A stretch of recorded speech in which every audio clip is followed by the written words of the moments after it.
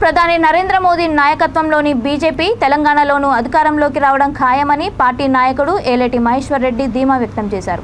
నిర్మల్ జిల్లా మామడం మండలం కమల్కోట్లో సుధీర్ రెడ్డి, శ్రీరామ్ రెడ్డి, నరేందర్ రెడ్డి, దేవేందర్ రెడ్డి, మాజీ ఎంపీటీసీ శ్రీనివాస్ ఆధ్వర్యంలో దాదాపు 150 మంది యువకులు ఏలేటి మహేశ్వర్ సమక్షంలో కాషాయ తీర్థం పుచ్చుకున్నారు.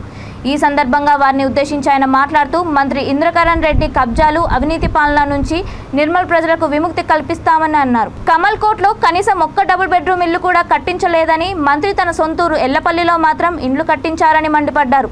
మాయమాటలతో 9 ఏళ్లుగా అధికారంలో ఉన్న కబ్జాల రెడ్డి తన సొంత కుటుంబ ఆస్తులు పెంచుకోవడం తప్ప ప్రజలకు ఎలాంటి న్యాయం చేయలేకపోయారని మండిపడ్డారు.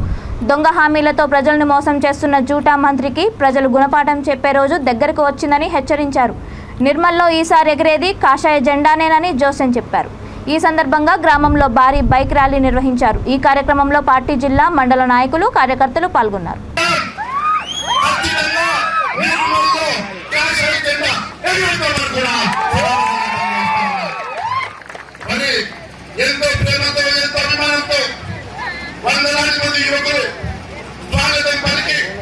వందలాది మంది మహిళలు మంగళాలతో స్వాగతం పలికినందుకు మీ అందరికీ 2 చేతులు జోడించి ధన్యవాదాలు తెలియజేస్తాను. స్వాగతం పలికిన రైతన్నలకు, పెద్ద మనుషులకు, చిన్నారులకు, యువకులకు, మహిళలకు, తోటి ఆడపడుచులకి, చిన్నారులకి, ప్రతి ఒక్కరికి కూడా పేరు పేరు ధన్యవాదాలు తెలుసుకుంటూ ముగిస్తున్నాను.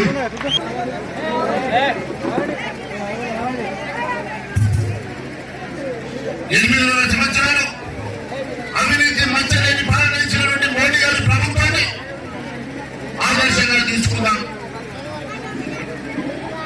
ఎక్కడైతే రాష్ట్రంలో, కేంద్రంలో బీజేపీ ప్రభుత్వం ఉంటుందో అక్కడనే డబుల్ ఇంజన్ ప్రభుత్వాన్ని ఏర్పాటు చేయగలుగుతాం. చూడండి, మీ అందరికీ కూడా నేను ఇక్కడ అమాన్యమైనటువంటి మహిళలు వాళ్లకు తెలియదు ఈ మీటింగ్ టీఆర్ఎస్ మీటింగ్ అనుకుని బాబా బాగా చెప్పుకోవడానికి వచ్చింది. మీలాంటి వాళ్ళు 100,000 మంది మోసపోయినారు. మీలాంటి వేలాది మందికి వాళ్ళు ఇల్లు ఇస్తామని ఇల్లు ఇవ్వాలి, మీలాంటి వేలాది మందికి ప్లాట్లు ఇస్తామని ప్లాట్లు ఇవ్వాలి, మీలాంటి వేలాది మందికి రుణమాఫీ చేస్తామని రుణమాఫీ చేయాలి.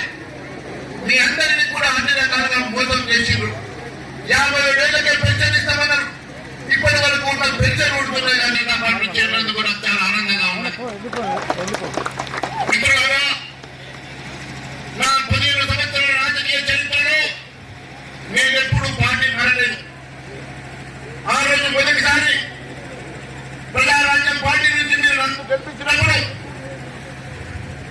ప్రజారాజ్యం పార్టీ కొత్త పార్టీ, దాని గుర్తు కూడా ఎవరికి తెలియని రోజుల్లో మీరందరూ నన్ను ఆశీర్వదించి అసెంబ్లీకి పంపించిన సంగతి నేను గుర్తు చేస్తా ఉన్నా. ఆ రోజు ప్రజారాజ్యం పార్టీ కాంగ్రెస్ లో విలీనమైంది. కాంగ్రెస్ లో విలీనమైన రోజు సంస్థానికి కేసీఆర్ గారు నేను టీఆర్ఎస్ లో ఆహ్వానిస్తే కూడా నేను పోలేదు.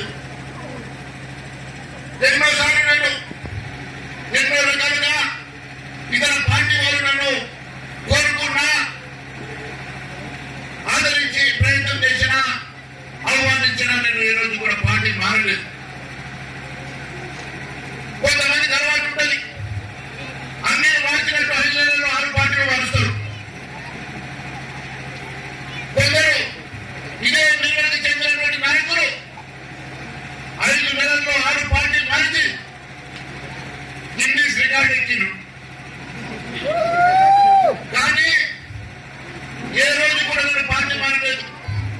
కాంగ్రెస్ కష్టాల్లో ఉన్నా, అధికారంలో లేకున్నా 9 సంవత్సరాలు కాంగ్రెస్ పార్టీ జెండాను భుజాల మీద మోసిన